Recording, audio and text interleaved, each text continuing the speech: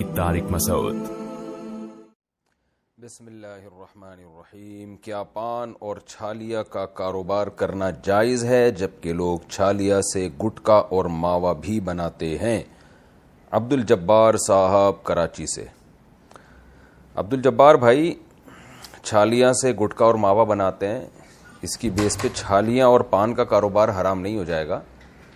جیسے انگور سے لوگ شراب بناتے ہیں، اب یہ تو نہیں کہ انگور بیچنا ہی حرام ہو جائے، وہ شراب بنانے والے کا اپنا ذاتی عمل ہے کہ وہ اس سے کیا بنا رہے، شراب بنا رہے یا انگور کا ویسے ہی رس نکال کے پی رہے۔ تو پان اور چھالیوں کا کاروبار فی نفسی جائز ہے، لیکن بہرحال ناپسندیدہ ہے، کیونکہ یہ چیزیں کوئی صحت کے لیے مفید تو ہے نہیں، تو ناپسندیدہ ہے بہرحال۔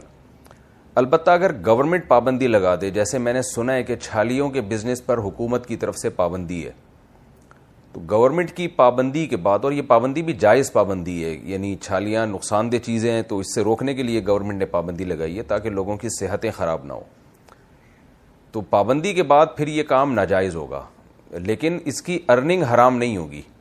ناجائز اس معنی میں ہوگا کہ حکومت کی جائز چیزوں میں اطاعت لازم ہے شریعت میں، تو حکومت کی مخالفت کرنا، یہ اگر حکومت نے لوگوں کے فائدے کے لیے قانون بنایا ہے، لوگوں کی مصلحت کے لیے قانون بنایا ہے، تو اس میں اگر کوئی گورنمنٹ کے حکم کے خلاف چلے گا تو گنہگار ہوگا، لیکن بزنس اس کا پھر بھی یعنی حرام نہیں ہوگا۔ بزنس کا مطلب یعنی جو اس سے ارننگ ہو رہی ہے وہ حرام نہیں ہوگی۔ ارننگ کے حلال و حرام ہونے کا تعلق اس سے ہے کہ شریعت میں وہ چیز حلال ہے یا حرام ہے، تو شریعت میں چونکہ چھالیاں حرام نہیں ہیں اس لیے اس کا بزنس بہرحال حلال ہوگا، تو لیکن اللیگل ہونے کی وجہ سے حکومت کی مخالفت کا گناہ ہوگا۔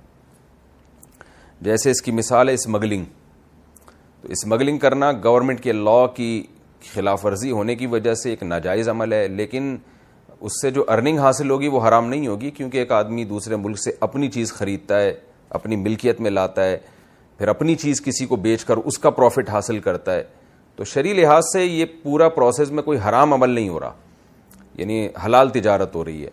لیکن اللیگل ہے تو گورنمنٹ کے حکم کے خلاف جب آپ چلیں گے تو، اور جائز ایک حکم ہے گورنمنٹ کا جو لوگوں کے فائدے کے لیے بنایا گیا ہے، تو اس میں پھر یعنی مصلحت کی خاطر لوگوں کی مصلحت کے لیے بنایا گیا ہے، تو اس میں پھر یہ مسئلہ ہوگا کہ آپ حکومت کی بات کیوں نہیں مان رہے، کیونکہ اللہ تعالیٰ کا ارشاد ہے یا ایھا الذین آمنوا اطیعوا اللہ واطیعوا الرسول واولی الامر منکم، اللہ رسول کی اور اولو الامر کی اطاعت کرو۔ اولو الامر میں علماء بھی داخل ہیں، اصحاب علم بھی داخل ہیں، اور حکمران بھی داخل ہیں، تو وہ قانون جو گورنمنٹ نے لوگوں کے فائدے کے لیے بنایا ہو اس قانون میں یعنی حکومت کی اطاعت کرنا شرعاً لازم ہے۔ حقوق العباد کی معافی کا طریقہ۔ اگر ہم کافی عرصے تک کسی کا دل دکھایا ہے اور اب وہ بات پرانی ہو چکی ہے، اگر اب ہم اس سے معافی مانگیں تو بات دوبارہ کھل جائے گی اور شاید اس کا دل زیادہ دکھے گا اور اس سے فساد بھی پیدا ہو سکتا ہے، تو کیا ہم اس طرح کر سکتے ہیں کہ اس بات کو رہنے دیں اور ان کے لیے اتنی دعائیں کیا کریں کہ اللہ پاک اس کے بدلے ہمیں معاف کر دیں؟ کیا یہ ٹھیک ہوگا؟ سائرہ صاحبہ صادق آباد سے۔ بہت خاندانی بات کی ہے سائرہ صاحبہ نے، اور صادق آباد سے بات کی ہے، بالکل ٹھیک بات کی آپ نے۔ بعض دفعہ بات پرانی ہو چکی ہوتی ہے، اب آپ اس کو وہ پرانی بات یاد دلائیں تو اس کے پرانے زخم تازہ ہو جائیں گے اور اس سے معاشرے میں اور فساد ہونے کا خطرہ ہوتا ہے، تو ایسے موقع پہ پھر بہتر یہی ہے کہ اس سے براہ راست وہ جرم یاد دلا کے معافی نہ مانگی جائے، بلکہ ہول سیل کے حساب سے معافی مانگی جائے۔ ہول سیل کی معافی کا مطلب یہ ہے کہ جیسے آپ اسٹاک میں مال خریدتے ہیں نا، ڈبے میں جو کچھ ہے بھائی پورا پیکٹ دے دو، تو اس سے ایک ایک چیز کی الگ قیمت نہیں لگاتے، تو ہول سیل کے حساب سے آپ معافی مانگیں اور اس سے کہیں بھئی ہم نے اگر کبھی بھی کوئی ناانصافی کی ہو آپ کے ساتھ، انسان ہے، ہو سکتی ہے، تو بھئی آپ سب اگلا پچھلا معاف کر دیں۔ تو وہ بھی جیسے لوگ کہتے ہیں بھئی تم ہمیں معاف کر دو ہم تمہیں معاف کر دیں، دل ہمیں ایک دوسرے کا صاف رکھ لینا چاہیے ایک دوسرے سے، اس طرح ہول سیل کے حساب سے معافی مانگے۔ ہول سیل کے ریٹ بھی آپ کو پتہ ہے کم ہوتے ہیں، تو یہ ہوگا۔ البتہ اگر کوئی واقعی ایسا مسئلہ ہے یعنی فساد کا خطرہ نہیں ہے، تو پھر اس سے اسپیسیفک اس چیز پہ معافی مانگنی چاہیے، یعنی اس کو ضرور دیکھنا چاہیے کوئی فساد نہ کھڑا ہو جائے۔ اس کی مثال ہے جیسے غیبت کسی کی اگر کی ہے آپ نے، تو جس کی غیبت کی ہے علماء کہتے ہیں اس سے براہ راست معافی نہ مانگی جائے، اس لیے کہ اس کو پتہ ہی نہیں ہے کہ آپ نے اس کی برائی کی ہے. اب آپ اس سے جا کے معافی مانگیں کہ جی میں نے چونکہ آپ کی غیبت کی تھی تو میں آپ سے معافی مانگنا چاہتا ہوں. اب وہ بیچارہ بیٹھا رہے گا، پتہ نہیں اس نے میرے بارے میں کیا کیا لوگوں کو بتایا ہے، اس کے دل میں وسوسے آئیں گے. پھر جب آپ بتائیں گے کہ میں نے آپ کے بارے میں یہ بتایا کہ آپ تو ماشاءاللہ چوریاں کرتے ہیں اور آپ تو اس طرح کے آدمی ہیں، 2 نمبر آدمی ہیں، تو اس کے دل میں اور نفرت پیدا ہوگی کہ یار یہ کیا کیا میرے بارے میں کہتا رہا ہے. تو اس کی تلافی کا بھی طریقہ یہی ہے کہ آپ ہول سیل کے حساب سے معافی مانگے، بھائی جو کچھ کہا سنا معاف کر دو، اور جو اس کو غیبت کی وجہ سے نقصان ہوا ہے اس نقصان کی تلافی کریں. تو نقصان کی تلافی کیسے ہوگی؟ بھائی جن جن کے سامنے غیبت کی ہے ان کو بتا دیں کہ یار وہ میں نے کہا تو تھا لیکن وہ مجھے غلط فہمی ہوئی تھی، کچھ گول مول بات کر دینا کہ وہ مجھے غلط فہمی ہوئی تھی، ایسا نہیں ہے، شاید مجھے جو ہے نا اس کی تحقیق میں غلطی ہوئی ہو، اس طرح کر کے تاکہ اس کی عزت کو جو نقصان پہنچا ہے اس نقصان کی تلافی ہو جائے. پھر اس کے لیے دعا بھی کرنی چاہیے. تو یہ ہے حقوق العباد کی معافی کا طریقہ، وہ ان چیزوں میں جن میں براہ راست معافی مانگنے میں فساد کا خطرہ ہو. ان میں جاب کے لیے روزے رکھنے کی منت ماننا. میں شادی شدہ ہوں، میری والدہ نے یہ نذر مانی ہے کہ جب تک میری جاب نہیں لگ جاتی وہ ہر پیر کے دن میرے لیے روزہ رکھا کریں گی، مگر اب کچھ ایسے آزار آ گئے ہیں اور جاب کرنے کے بارے میں بھی ارادہ ڈگمگا رہا ہے، تو اس صورت میں کوئی کفارہ بتا دیں کہ وہ آگے روزے چھوڑ سکیں. بنت عبداللہ. دیکھیے اگر والدہ نے زبان سے یہ الفاظ کہے تھے کہ جب تک جاب نہیں لگے گی میں اللہ کے لیے میرے اوپر لازم ہے کہ میں ہر پیر کے روزے رکھوں، یا میں نے اپنے اوپر روزے واجب کر لیے، تو ان کو روزے رکھنے پڑیں گے. ہاں یہ حالت ہو جائے کہ جس کی وجہ سے رمضان کا روزہ چھوڑنا جائز ہو جاتا ہے، جو اتنی کنڈیشن ہو جاتی ہے کہ جس کی بیس پہ رمضان کا روزہ چھوڑنا جائز ہو جاتا ہے، تو پھر ایسے روزے کی قضا کریں گی وہ، یعنی رمضان کے روزے کی طرح ہو گیا یہ، تو پھر اس کی قضا کریں گی. پیر کو نہیں رکھ سکیں بیماری کی وجہ سے یا شرعی عذر کی وجہ سے، تو پھر منگل بدھ جمعرات کسی بھی دن رکھ کے اس کی قضا کریں. جب یہ کنڈیشن ہو جائے کہ قضا رکھنا بھی ناممکن ہو جائے تو پھر اس روزے کا فدیہ دینا پڑے گا ان کو. تو اس لیے منتیں نہیں ماننی چاہیے، اس طرح کی لوگ مان لیتے ہیں پھر بعد میں اس کو پورا نہیں کر پاتے. تو اگر اللہ نہ کرے اتنی صحت خراب ہو یا بڑھاپا آ جائے جس کی وجہ سے وہ روزہ رکھنا ناممکن رہے اور قضا بھی ممکن نہ ہو، تو پھر اس میں فدیہ ہے، پھر فدیہ دیں گی. فدیہ 2.25 کلو گندم، بعض علماء 1.25 کہتے ہیں، راجح ہماری نظر میں راجح قول 2.25 کلو گندم کا ہے. تو 2.25 کلو گندم یا اس کی قیمت کسی ایک غریب کو دے دی جائے یا کسی غریب کو 2 ٹائم کا کھانا کھلا دیا جائے تو اس سے کفارہ ادا ہو جائے گا.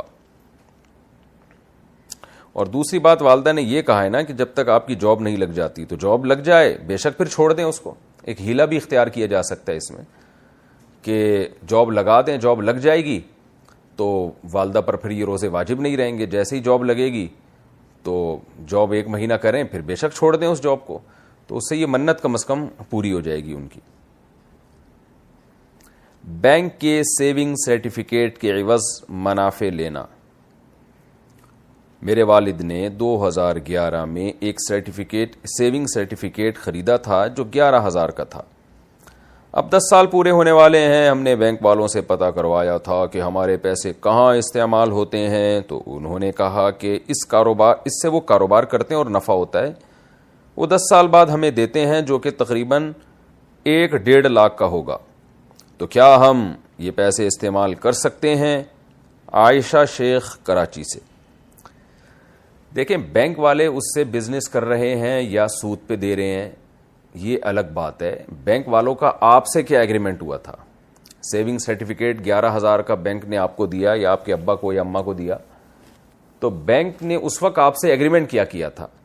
اگر یہ ایگریمنٹ کیا تھا کہ ہم یہ بزنس میں لگائیں گے، جو ہمیں پروفٹ ہوگا، آپ کے پیسوں سے جو پروفٹ ہوگا اس پروفٹ میں اتنے پرسنٹ آپ کا، اتنے پرسنٹ ہمارا، جیسے کہ اسلامک بینک کرتا ہے، تو پھر تو یہ بالکل جائز ہے. لیکن اگر اس طرح کا کوئی ایگریمنٹ آپ سے نہیں ہوا تھا تو پھر یہ نفع جائز نہیں ہے. تو اب مجھے نہیں پتا جس بینک سے آپ نے کے والد نے سرٹیفکیٹ لیے ہیں ان کا پروفٹ دینے کا کیا طریقہ ہے. یہ تو انہوں نے بتا دیا کہ ہم آگے بزنس میں لگاتے ہیں، تو بزنس میں لگانے کے بعد پھر جو بزنس وہ کر رہا ہے بینک آگے، وہ بزنس میں ان کا کیا ایگریمنٹ ہوتا ہے کہ بزنس میں جو پروفٹ ہوگا اس میں پرسنٹیج کے حساب سے لیں گے یا آگے بزنس میں انویسٹ کر کے سود لے رہے ہیں اس پہ, اور آپ سے کیا ایگریمنٹ ہوا ہے, تو یہ اس میں ڈیٹیل معلوم نہیں ہے. تو اس لیے یہ بینک سے ہی پوچھیں آپ.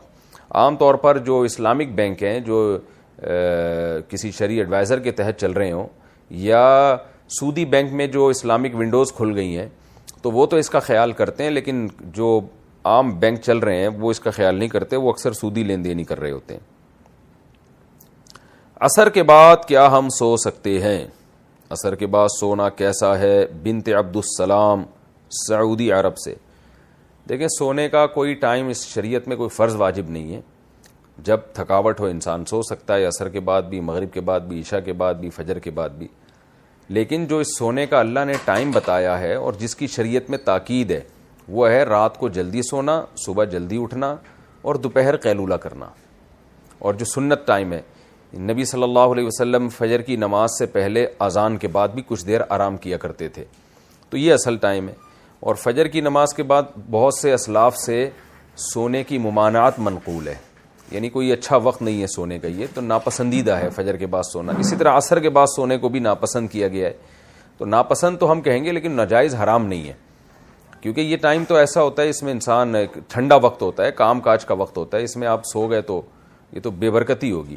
تو ناجائز حرام نہیں ہے بہرحال, لیکن یہ کہ ناپسندیدہ ضرور ہے. لیکن اگر کوئی مجبوری ہے تو پھر ناپسندیدہ بھی نہیں ہے. کوئی بہت تھکا ہوا ہے اور اس کو پتہ ہے کہ میں کچھ نہیں کر سکتا, یا اس کو بعض دفعہ نیند پوری نہ ہونے سے بیماری کا بھی خطرہ ہوتا ہے, ڈپریشن میں جانے کا خطرہ ہوتا ہے, تو ایسے موقع پہ پھر کسی بھی ٹائم پہ سو سکتے ہیں آپ. فجر کا وقت, فجر کے بعد کا وقت ہو یا عصر کے بعد کا وقت ہو, تو بہتر یہ کہ اپنا اسکیجول ایسا بنانا چاہیے کہ ایسے ناپسندیدہ ٹائموں پہ سونے کی نوبت ہی نہ آئے. لیکن اگر کبھی یہ ضرورت پڑ گئی تو کوئی حرج نہیں ہے. شوہر کے کہنے پر بال ڈائی کروانا. میری عمر تقریباً 55 سال ہے, میرے بال سفید ہو گئے ہیں, میں بال ڈائی نہیں کرواتی کیونکہ مجھے یہ اچھا نہیں لگتا. میرے شوہر اور میری والدہ کہتی ہیں کہ بالوں پر رنگ کرواؤ, تو اگر میں نہ کرواؤں تو کیا مجھے گناہ ہوگا؟ اور اگر میں ان کے کہنے پر بال ڈائی کروا لوں تو کیا یہ ان کو گناہ ہوگا؟ شازیہ صاحبہ ثوابی سے. شوہر کے لیے زینت اختیار کرنا یہ عورت پر لازم ہے. تو اگر شوہر کہہ رہے ہیں کہ بالوں کو ڈائی کروائیں تو کروا لینا چاہیے. خواتین اس کا خیال نہیں کرتی. یہ بھی شریعت کا ایک حکم ہے کہ شوہر اگر زینت کو پسند کرتا ہے تو اس کے لیے زینت اختیار کی جائے. اگر عورت گھر میں زینت اختیار نہیں کرے گی تو شوہر کی توجہ پھر دوسری عورتوں کی طرف جائے گی. تو البتہ بال کالے نہ کرائے جائیں. تو کسی بھی کلر کے بال کروائے جا سکتے ہیں, کالا کلر نہ کروائیں. تو یہ نہ صرف یہ کہ جائز ہے بلکہ عورت کے لیے مستحب ہے, ثواب کی بات ہے کہ وہ شوہر کے لیے زینت اختیار کرتی ہے. اسی طرح والدین بھی اگر بیٹی کو کہہ رہے ہیں کہ بالوں کو کلر کرو تو جائز چیزوں میں والدین کی اطاعت بھی لازم ہے. تو ماں اگر کہہ رہی ہے, ماں کو ظاہر ہے ماں چاہتی ہے کہ میری بیٹی دیکھنے میں اچھی لگے, اس میں ماں کی بھی عزت ہوتی ہے, والدین کو اپنی اولاد سے محبت ہوتی ہے, وہ چاہتے ہیں کہ ہماری ایک اولاد کی ایک پرسنالٹی ہو. تو والدہ بھی اگر کہہ رہی ہیں کہ بالوں کو ڈائی کروائیں تو والدہ کی بھی بہت بڑا مقام ہے اسلام میں, اور اس پہ تو کتنی شریعت میں والدہ کو خوش کرنے کے فضائل ہیں. تو آپ کو چاہیے کہ آپ اس کو اللہ ہی کا حکم سمجھیں, کیونکہ ماں بھی حکم دے رہی ہے, شوہر بھی حکم دے رہا ہے, تو اللہ کو خوش کرنے ہی کے لیے آپ, کیونکہ ان کو خوش کرنا اللہ نے حکم دیا ہے ان کو خوش کرنے کا. تو اس لیے بال کالے نہ کریں آپ, لیکن کوئی اور کلر بالوں کو والدہ کے کہنے پر یا شوہر کے کہنے پر کروایا جا سکتا ہے. سونے کی زکوٰۃ کس ریٹ پر نکالیں گے؟ پچھلے سالوں کی سونے کی زکوٰۃ آج کے ریٹ کے حساب سے نکالیں گے یا الگ الگ سال کا جو ریٹ تھا اس کے حساب سے نکالیں گے؟ زوجہ مبین پٹنہ سے. اگر آپ کے پاس پچھلے سال صرف سونا ہی تھا اور 1 روپیہ بھی نہیں تھا, نہ چاندی تھی نہ مال تجارت تھا, تو اور پچھلے سال آپ نے سونا کی زکوٰۃ نہیں نکالی اور اب نکال رہے ہیں, تو جس ٹائم نکلے گا اسی دن کے ریٹ کا حساب ہوگا, چاہے وہ پچھلے سال کی زکوٰۃ ہو. کیونکہ گویا کہ آپ پر ابھی سونا میں سے سونا نکالنا واجب ہوا ہے, اب سونا نہیں نکال رہے تو اس کی قیمت دے رہے ہیں, تو وہ قیمت ظاہر ہے آج کے ریٹ کی دی جائے گی. لیکن عام طور پر ایسا ہوتا نہیں ہے. ہوتا یہ ہے کہ جب سونے کی زکوٰۃ نکالی جا رہی ہوتی ہے, جیسے پچھلے سال آپ پر جو زکوٰۃ واجب ہوئی تھی, تو سونے کے علاوہ 2-4 روپے تو ہوں گے ہی آپ کے پاس عام طور پہ. تو سونے کے ساتھ جب زکوٰۃ کے نصاب کی دوسری چیزیں بھی مکس ہو جاتی ہیں تو پھر اس میں علماء کی دو رائے ہیں. یعنی اگر آپ نے پچھلے سال زکوٰۃ نہیں نکالی تو بعض علماء یہ کہتے ہیں کہ اس سال جب آپ زکوٰۃ نکالیں گی تو آج کے ریٹ کا اعتبار ہوگا. وجہ اس کی یہ ہے کہ سونے کی زکوٰۃ میں اصل تو سونا ہی واجب ہوا تھا نا. تو اصل تو یہ تھا کہ جتنا بھی سونا آپ کے پاس ہے اسے کاٹ کے اس کا 2.5% سونا نکالا جائے. تو اگر آپ سونے کو چینج کر رہی ہیں کرنسی کے بدلے میں تو آج چینج ہو رہی ہے نا وہ, تو آج کا ریٹ کا حساب ہوگا. لیکن ایک دوسری رائے بھی ہے علماء کی, اور یہ بھی بہت مضبوط رائے ہے. وہ رائے یہ ہے کہ پچھلے سال جب سونے کی زکوٰۃ آپ پر واجب ہوئی تھی اور آپ کے پاس کرنسی بھی تھی تو سونے کا اصل اپنا معیار ختم ہو چکا تھا, بلکہ اس میں اصل معیار تھا چاندی. یعنی 52.5 تولہ چاندی کے نصاب کا خیال کر کے آپ پر پیسے یعنی سونے کی ویلیو لگائی جا رہی تھی اس وقت, تو ویلیو کے حساب سے زکوٰۃ واجب ہو رہی تھی. تو جس دن زکوٰۃ پچھلے سال واجب ہوئی تھی تو چونکہ سونے کی ویلیو پر زکوٰۃ واجب ہوئی تھی اس لیے اس دن کی ویلیو آج لگائی جائے گی. یعنی اس دن ویلیو کیا تھی. تو دونوں قول ہیں. پہلے قول میں احتیاط زیادہ ہے اور دوسرے قول جو دلیل کے لحاظ سے راجح یہ دوسرا قول ہے. تو دوسرا قول جو دلیل کے لحاظ سے راجح ہے اس کا حاصل یہی ہے کہ آج آپ سونے کی زکوٰۃ اگر نکال رہی ہیں تو 1 سال لیٹ اگر نکال رہی ہیں یا 6 مہینے بعد نکال رہی ہیں تو ریٹ اسی دن کے دیکھے جائیں گے کہ اس وقت سونے کے ریٹ کیا تھے, بشرطے کہ سونے کے ساتھ دوسری چیزیں بھی اس وقت آپ کے پاس موجود ہوں. سونا بیٹی کے نام کر دیا تو زکوٰۃ کس پر ہوگی؟ میری 2 بیٹیاں ہیں اور میں نے ان دونوں کے نام زیورات تقسیم کر دیے ہیں. کیا اس تقسیم کیے ہوئے زیور کی زکوٰۃ مجھے نکالنی ہوگی یا نہیں؟ زوجہ مبین پٹنہ سے. اگر یہ بیٹیاں نابالغ ہیں اور آپ نے ان کے نام کرنے کا مطلب یہ بتا دیا کہ بھئی یہ آج سے میری بیٹیوں کا ہے, تو پھر نابالغ بچے کے مال پہ زکوٰۃ واجب نہیں ہوتی. اور اگر یہ بیٹیاں بالغ ہیں تو صرف اتنا کہہ دینے سے کہ یہ میری بیٹیوں کا ہے, یہ بیٹیوں کا نہیں ہوگا, ان کو ہینڈ اوور کرنا پڑے گا. ایک دفعہ ان کے قبضے میں دیں, پھر بے شک واپس لے کے امانت کے طور پہ رکھ لیں. تو ایسی صورت میں جب بیٹیوں کو دیا جائے گا تو پھر آپ پر نہیں, البتہ بیٹیوں پر پھر اس کی زکوٰۃ واجب ہوگی. تو وہ ان کی پرمیشن سے آپ نکالیں یا بیٹیاں خود نکالیں, یہ آپ ان کا مسئلہ ہے. لیکن اگر نابالغ بچیاں ہیں تو ان کی ملکیت میں دینے سے پھر زکوٰۃ ساقط ہو جاتی ہے, کیونکہ نابالغ زکوٰۃ دینے کا مکلف نہیں ہے, عبادت کا مکلف نہیں ہے, عبادت کے واجب ہونے کا. 2 نمبری سے جاب حاصل کی ہو تو کمائی کا حکم.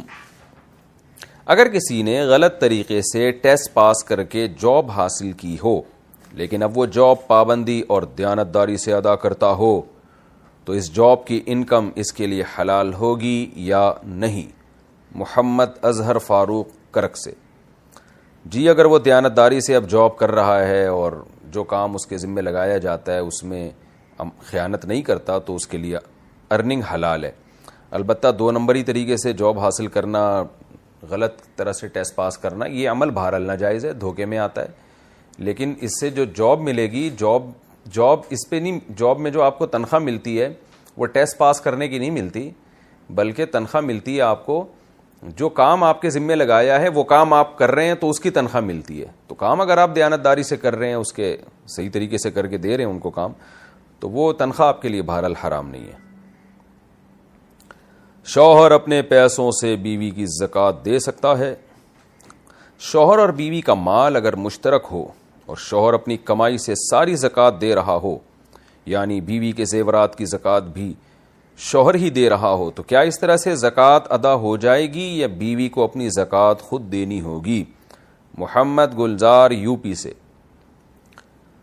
جی بیوی کی زکوٰۃ شوہر خود بھی دے سکتا ہے, لیکن اس کو بتانا ضروری ہے. بتائے بغیر اگر زکوٰۃ دے دی پھر بیوی کو بعد میں جا کے بتایا تو پھر زکوٰۃ ادا نہیں ہوگی, چاہے وہ بعد میں راضی بھی ہو جائے. تو دینے سے پہلے بتایا جائے, بے شک ایک دفعہ بتا دیں اس کو کہ بھئی جب بھی تم پر زکوٰۃ واجب ہوگی تو میں ہوں تمہارا میاں, میں زکوٰۃ ادا کروں گا, تم مجھے پرمیشن دے دو. وہ زبان سے کہہ دے اجازت ہے, یا خاموش رہنا بھی اجازت ہی میں آتا ہے, کون منع کرے گا اس میں. تو اس کو بہرحال اطلاع دینا ضروری ہے. تو پھر آپ زکوٰۃ ادا کریں, اللہ کرے کہ سارے میاں اتنے اچھے ہو جائیں جیسے محمد گلزار بھائی ہیں.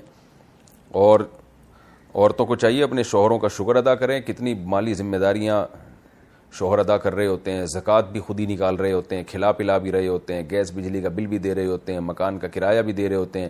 بچوں کی فیسیں بھی دے رہے ہوتے ہیں. تو جو مسلمان مرد ہے وہ بہت زیادہ, جو شریف آدمیوں کی بات کر رہا ہوں, جو اس وقت میرا بیان سن رہے ہیں ان کی بات کر رہا ہوں, وہ بہت زیادہ حقوق ادا کرتے ہیں.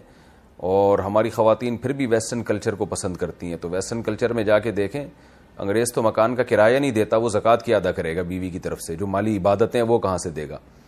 وہ برگر خود اپنے پیسوں سے کھا رہے ہوتے ہیں, بیوی اپنے پیسوں سے, چائے اپنے پیسوں سے بنا کے پی رہا ہے, بیوی اپنے پیسوں سے چائے بنا کے پی رہی ہے, بچوں کو آدھا میاں پال رہا ہے آدھا بیوی پال رہی ہے, اور بہت دفعہ تو اکیلی بیوی ہی پال رہی ہوتی ہے. تو اس لیے ہماری خواتین کو اپنے یہ جو پاکستانی اور انڈین اور مسلمان میاں ہیں, ان میاؤں کی قدر کرنی چاہیے, جو اس ٹائپ کے میاں ہیں جن کا میں ابھی, جو میرا بیان اس وقت سن رہے ہیں, جس ٹائپ کے میاؤں نے یہ سوال کیا ہے, ان کی بات کرو. باقی ظاہر اچھے برے ہر جگہ ہوتے ہیں. سونا قرض دے کر زیادہ پیسے وصول کرنا. اگر لوگ پیسے کی جگہ سونا قرض دیں اور واپسی میں اس کی قیمت سے زیادہ وصول کریں تو کیا یہ بھی سود شمار ہوگا یا نہیں؟ عرفات حسین, جیکب آباد سے. قرض کی ڈیفینیشن ہی یہی ہے کہ جو چیز دی جائے گی واپسی اسی میں ہوگی, یعنی اصل وہ چیز ہی واجب ہوگی. آپ نے کسی کو 1 تولہ سونا قرض دیا تو اب آپ یہ شرط نہیں پہلے سے لگا سکتے کہ میں واپسی جو ہے پیسوں کی شکل میں لوں گا, یہ جائز نہیں ہے. آپ نے 1 تولہ سونا قرض دیا تو اب کیا ہوگا, 1 سال 2 سال 6 مہینے کے بعد وہ 1 تولہ سونا ہی واپس کرے گا. ہاں, جب وہ سونا واپس کرنے لگے اس وقت پھر آپ آپس کی انڈرسٹینڈنگ سے یہ کہہ سکتے ہیں کہ بھائی سونے کا کے بجائے سونے کا جو مارکیٹ ریٹ چل رہا ہے وہ مجھے دے دو, یہ جائز ہو جائے گا, یعنی ریٹ میں پیسے دے دو مجھے. تو اس وقت اس میں چینجنگ کی جا سکتی ہے مارکیٹ ویلیو کے حساب سے, لیکن پہلے سے یہ جائز نہیں ہے کہ آپ اس کو کہیں کہ واپسی میں پیسوں کی شکل میں لوں گا, کیونکہ یہ تو پھر خرید و فروخت کے حکام اس پر جاری ہوں گے. تو یہاں جو ہے نا, یہ ضرورت سونا قرض دینے کی اس وقت آتی ہے کہ کرنسی ڈی ویلیو ہوتی ہے. میں تو لوگوں سے کہتا ہوں کہ جب لمبے عرصے کے لیے قرض دو تو سونے میں دیا کرو. تو اس کا فائدہ یہ ہے کہ اگر وہ قیمت بڑھ گئی سونے کی تو آپ زیادہ پیسے لیں گے, قیمت گھٹ گئی تو کم پیسے لیں گے. تو جب قرض سونے میں دیا ہے تو سونا ہی واپس لینا پڑے گا, لیکن لیتے وقت پھر آپ اس کو چینج کر سکتے ہیں کہ بھائی ٹھیک ہے, اتنے میں نے 1 تولہ سونا دیا تھا تو اب واپسی کا ٹائم آ گیا ہے, تو اب آپ ایسا کریں 1 تولہ سونا کی بجائے آپ چاہیں تو 1 تولہ سونا کی جو ریٹ چل رہے ہیں مارکیٹ میں وہ دے دیں. تو سامنے والے کو اختیار ہے, وہ کہتے نہیں جی میں تو سونا ہی دوں گا, تو پھر سونا لے لیں. اگر وہ کہتے ہیں چلو ٹھیک ہے میں اس کی قیمت دے دیتا ہوں تو بھی ٹھیک ہے. کریڈٹ کارڈ کے جواز کی شرائط. اگر ہم کریڈٹ کارڈ کی قسطیں باقاعدگی سے ادا کرتے رہیں تو کیا کریڈٹ کارڈ کا استعمال جائز ہوگا؟ طاہر محمد, لاہور سے. دیکھیں, کریڈٹ کارڈ میں 2 خرابیاں ہیں. ایک خرابی تو یہی ہے کہ سود دینا پڑتا ہے اس میں آپ, لیکن یہ تو اس کا تو آپ بچت ہو جائے گی آپ کی کہ اگر آپ ٹائم پہ پیمنٹ ادا کر دیں اور سود لگنے سے پہلے ہی پیمنٹ دے دیں تو سود سے تو بچت ہو جائے گی. لیکن ایک دوسری خرابی یہی ہے کہ کریڈٹ کارڈ جب آپ لیتے ہیں تو یہ ایگریمنٹ آپ کا ہوتا ہے کہ اگر میں نے ٹائم پہ پیسے ادا نہیں کیے تو میں سود دوں گا.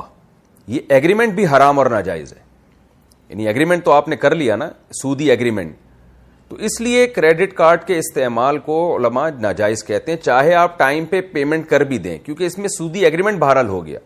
البتہ جہاں ضرورت ہو, جیسے بعض جگہ شاپنگ ممکن ہی نہیں ہوتی کریڈٹ کارڈ کے بغیر, وہ پیسے نہیں مانگتے, وہ کارڈ مانگتے ہیں.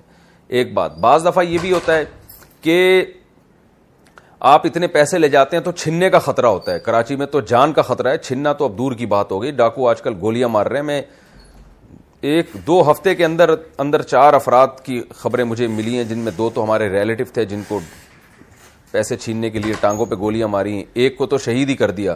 اور آج بھی ایک خبر آئی ہے کہ وہ ڈاکوؤں نے اس کو گولی مار کے شہید کر دیا, جو موبائل اسنیچر ہوتے ہیں جو گلی محلوں میں گھوم رہے ہوتے ہیں. تو یہاں تو بہت حالات خراب ہیں. تو اگر کوئی ایسی مجبوری میں کیش رقم اٹھاتے ہوئے ڈرتا ہے کہ بھئی ڈاکو چھین کے لے جائیں گے, تو مجبوری میں بھی کریڈٹ کارڈ کا استعمال جائز ہوگا. تو یعنی 2 مجبوریاں ہو گئیں. ایک تو یہ کہ وہاں شاپنگ بعض جگہوں پہ کریڈٹ کارڈ کے بغیر ممکن ہی نہیں ہے, وہاں بھی جائز ہے. بعض دفعہ یہ ہوتا ہے کہ اتنی پیسے اٹھا کے لے جانا آپ کے لیے خطرے سے خالی نہیں ہوتا, تو ایسے موقع پہ بھی کریڈٹ کارڈ کا استعمال آپ کے لیے جائز ہوگا. لیکن اس میں پھر یہ وہ والی شرط کے سود لگنے سے پہلے آپ بہرحال پیمنٹ کریں گے، وہ اس کی رعایت پھر بھی آپ کے لیے ضروری ہے۔ کیا مرد سرخ رنگ کا لباس پہن سکتے ہیں؟ کیا نبی صلی اللہ علیہ وسلم نے سرخ کلر کا کپڑا بھی پہنا ہے؟ عبداللہ منگھم سے۔ سرخ دھاریوں والے کپڑے آپ صلی اللہ علیہ وسلم نے پہنے، البتہ سرخ رنگ مکمل جو سرخ کلر ہوتا ہے اس کو نبی صلی اللہ علیہ وسلم نے ناپسند کیا ہے، تو مرد کے لیے ناپسندیدہ ہے، مکروہ ہے۔ جو بالکل گہرا سرخ کلر ہوتا ہے نا جو خواتین پہنتی ہیں، تو ایسا مکمل سرخ کپڑا پہننا کراہت سے خالی نہیں ہے، مکروہ ناپسندیدہ ہے۔ بیوی اگر ناراض رہتی ہو تو شوہر کیا کرے؟ میری بیوی زیادہ تر ناراض رہتی ہے اور ناراضی کی کوئی وجہ بھی نہیں ہوتی، اس صورت میں میرے لیے شریعت کا کیا حکم ہے؟ عباس صاحب اسلام آباد سے۔ بھائی آپ کسی ذریعے سے معلوم کروائیں بیگم سے، آپ خود نہ کریں، کسی ان کی کوئی سہیلی ہو، کوئی فرینڈ ہو یا کوئی ریلیٹیو ہو سے معلوم کروائیں کہ بھئی پرابلم کیا ہے، کیوں ناراض رہتی ہیں، کوئی مسئلہ ہے تو بتائیں۔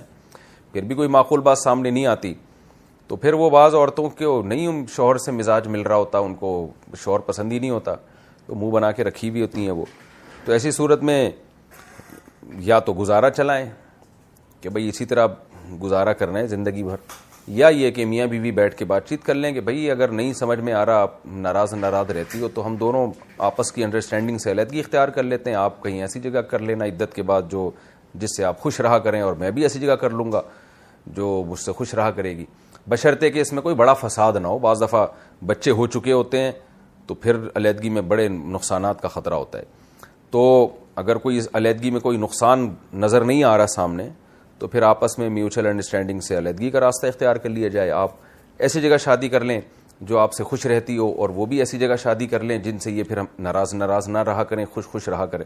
اور اگر یہ مشکل ہے آپ کے لیے یا اس میں نقصان کا خطرہ ہے، جو کہ عام طور پر ہوتا ہے، اس لیے ڈیورس کا مشورہ نہیں دیا جاتا کہ اس میں نقصانات فائدوں سے زیادہ ہیں، تو پھر ایسی کنڈیشن میں بھائی برداشتی کریں، اور کیا ہے۔ پھر آپ کے پاس اللہ نے ایک اور شادی کا آپشن دیا ہے، آپ ایک اور شادی کر لیں، اس کو الگ گھر دے دیں۔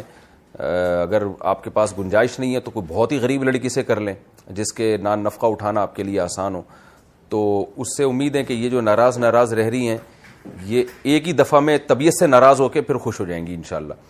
یعنی وہ ایک دفعہ ریئیکشن تو بہت ٹائٹ خاندانی قسم کا ہوگا، لیکن وہ ساری ناراضی جو موت تک ہونی تھی وہ ایک ہی دفعہ میں نکل کے، امید ہے پھر جب تک کمپٹیشن نہیں ہوتا نا تو بعض جگہ پر پھر جو ہے نا وہ نبھانا مشکل ہو جاتا ہے۔ جب آپ کی زندگی میں میں یہ پوری تقریر اس صورت میں کر رہا ہوں کہ فرض کر رہا ہوں کہ آپ صحیح کہہ رہے ہیں، باقی حقیقت کیا ہے یہ تو کوئی آپ کی بیگم سے جا کے پوچھے تو وہ بتائیں گی نا کہ میں کہاں ناراض رہتی ہوں، ناراض تو یہ رہتے ہیں۔ تو میں اس بحث میں نہیں جا رہا کہ آپ سچ کہہ رہے ہیں یا غلط کہہ رہے ہیں، یہ بحث میں نہیں جا رہا، میں تو کہہ رہا ہوں جو آپ نے لکھا ہے فرض کر رہا ہوں کہ یہ واقعی صحیح لکھا ہے، تو اس فرضی بات پر میں جواب دے رہا ہوں۔ تو حقیقت کیا ہے یہ آپ جانیں، آپ کی بیگم جانے اور اللہ جانے۔ تو اگر کسی بھی میاں کی بیگم اس طرح کی رہتی ہے نا جو بلا وجہ ناراض رہتی ہے، تو تجربہ یہ ہے کہ جب میاں ایک اور شادی کر لیتا ہے تو وہ پھر بلا وجہ کم از کم ناراض نہیں ہوتی، کمپٹیشن ہوتا ہے، اس کو پتہ ہے کہ بھائی اس کے پاس دوسرا آپشن بھی ہے، میں اگر تمیز سے نہیں رہوں گی تو وہ ادھر چلا جائے گا۔ تو مردوں کی طرف سے بھی غلطی ہوتی ہے اور خواتین کی طرف سے بھی غلطی ہوتی ہے، تو اس میں یہ بھی آپ کے پاس ایک آپشن ہے، یہ بھی اختیار کر سکتے ہیں، ورنہ یہ بھی نہیں ہو سکتا تو پھر صبر کریں۔ دنیا میں سارے مزے کبھی بھی انسان کو حاصل نہیں ہوتے۔ نبی صلی اللہ علیہ وسلم نے فرمایا کہ اللہ نے عورت کو پسلی سے پیدا کیا ہے، اگر تم مکمل سیدھا کرنے کی کوشش کرو گے نا تو طلاق تک نوبت پہنچے گی، تو گھر بسانے کے لیے کچھ برداشت کرنا پڑتا ہے۔ دوسرا آپ یہ بھی دیکھیں کہ اس میں ایک عیب ہے کہ یہ ناراض سی رہتی ہے، ہو سکتا ہے بہت ساری خوبیاں بھی ہوں، تو ان خوبیوں کو دیکھیں، جیسے کہ قرآن نے کہا عسیٰ ان تکرہوا شیئا وَيَجْعَلَ اللَّهُ فِيهِ خَيْرًا كَثِيرًا، خاص طور پر اللہ نے زوجہ کے بارے میں کہا کہ اگر تم اسے ناپسند کرتے ہو تو عین ممکن ہے اس میں ایک چیز کو تم ناپسند کرو لیکن کچھ اور ایسی خوبیاں بھی ہوں جو تمہیں دوسری عورت میں نہ ملے، تو یہ سوچ کے بھی انسان کو صبر کرنا چاہیے۔